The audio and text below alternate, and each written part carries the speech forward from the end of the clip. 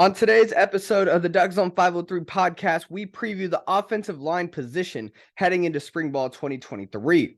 I'm your host, Dominic Peterson, and this is the Duck Zone 503 podcast where we talk all things Oregon football. Whether this is your first time viewing or your longtime viewer of the channel, I kindly ask that you go ahead and hit that like and subscribe button down below. But most importantly, guys, telling your friends and family about the podcast is what helps grows this podcast the fastest. Word of mouth is the best advertisement, no doubt. I really appreciate everybody who's locked in here and subscribed, who's following all our social medias at DuckZone503 on Instagram and Twitter. The spring game is April 29th, 1 p.m. I will see you guys there. I will be there for sure. We're going to continue on here with our Duck football spring previews. We're going to take a look at the offensive line position. A'lique Terry inherits a talented bunch that also received a boost from the transfer portal this offseason. It's a position that's seen a lot of change this season from both a coaching and personnel standpoint. Adrian Clem is out. He's taking a job with the New England Patriots under Hall of Fame coach Bill Belichick. Now, when you got assistants leaving the program, I always heard this debate about, oh, there's something wrong with Oregon. They're a stepping stone program. That's what the Washington fans like to say, right? When all our coaches leave. You got to realize Kenny Dillingham left for a head coaching position. Our safeties coach left for a defensive coordinator position. These are promotions, guys. We got our offensive line coach, who was arguably one of the best offensive line coaches last year. Go to the NFL, that's one thing. But go to the NFL and be under a Hall of Fame coach in Bill Belichick, I mean, doesn't get much better than that. And if you're in it to be promoted, if you're in it for, whatever, a job title, you're in it to get to the top. Oregon is the place to come. Why not try to get in here, have some success, and get promoted to where you want to go? It's great. There's no shame in that at all. Now, new young offensive line coach A'lique Terry's in. Adrian Clem is out. They pair up A'lique Terry with veteran offensive line coach Mike Cavanaugh, who has 30-plus years of coaching experience. Almost all of Oregon's starting offensive linemen from a year ago are gone. Alex Forsyth, Ryan Walk, TJ Bass, and Big Sala all taking their shot in the 2023 NFL Draft. Despite a massive wave of departures, the Ducks still have a lot of talent in this room, no doubt. The offensive line group has been one of the most consistent groups on the Oregon football team over the last 3 or 4 years. I have a good feeling that culture of good offensive linemen and having a good O-line here at Oregon is going to continue under Dan Lanning. It was really established really well under Mario Cristobal, having that good dominant up front O-line, and it's carried here with with Dan Lanning. We're going to see if it keeps carrying in year 2, and it's going to be a big one because a lot of changes. So we're going to see the real offensive line Dan Lanning room, because a lot of those guys that left, those were Mario Cristobal's guys. These are going to be Dan Lanning's guys, so really curious to see how it goes. Let's go ahead and start previewing these guys. Let's start out with Stephen Jones. So Jones highlights the returners for Oregon, no doubt. Despite missing almost all the 2022 season, he should be viewed as one of the top players in the offensive lineman group. He's really, got a lot of experience, looked to as a leader, no doubt, with Johnny Cornelius and Josh Connolly Jr. in the fold. He may project more of as a guard in 2023, since we got a lot of tackles on the team, a lot of talented tackles at that. We can use him at guard, no doubt. I spent a lot of time playing both tackle and guard the last 5 years that has been here, so never the doubt. Wherever you're most needed, I think that's where you should go. I think that's the guard position. Let's move on here to Marcus Harper, who filled in real nicely for the injured Jones last year. Established a role as a starting left guard for the Ducks in 2022. Really good size for an O-lineman, standing 6'3", 313 pounds. Marcus Harper could move really well.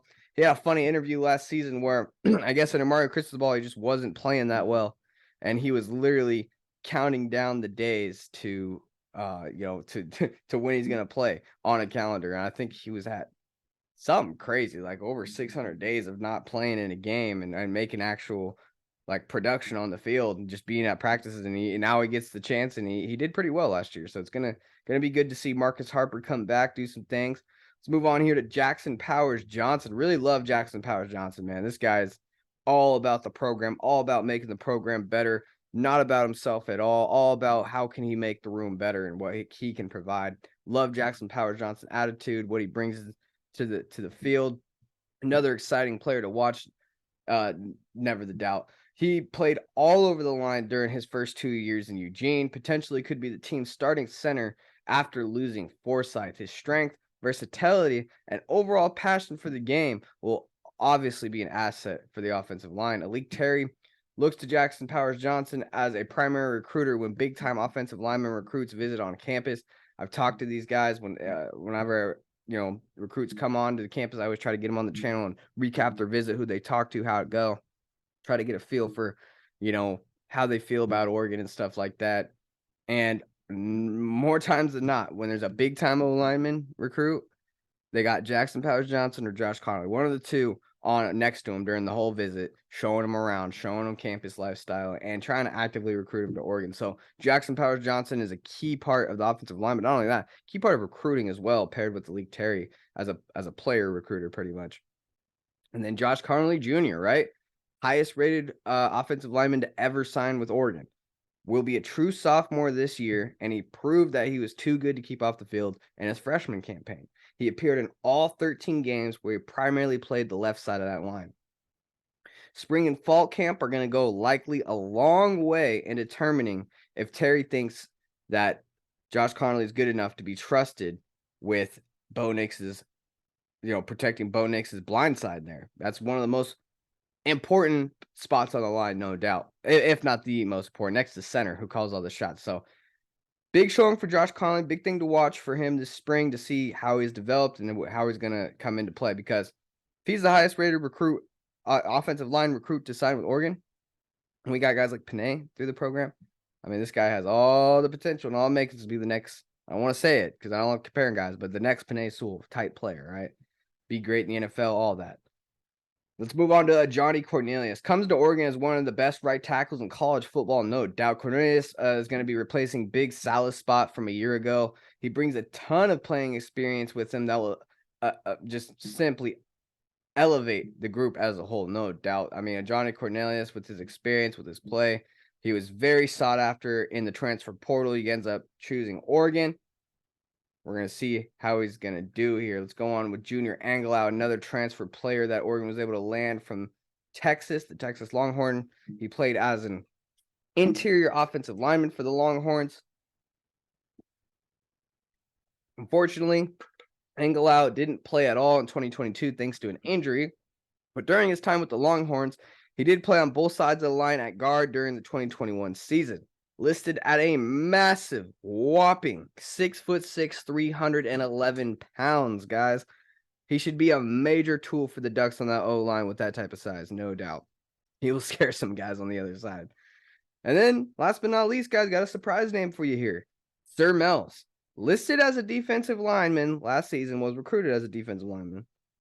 But pictures have shown in these spring practices that he has been experimenting with the offensive line ahead of spring practices. So it's going to be interesting. Does he stick there? Is that something they're just trying out? Or is he going to be in the rotation for an offensive lineman? That's going to be fun to watch as spring game approaches. Spring game, April 29th, 1 p.m. I will be there, guys. I'm going to continue rolling out my spring previews.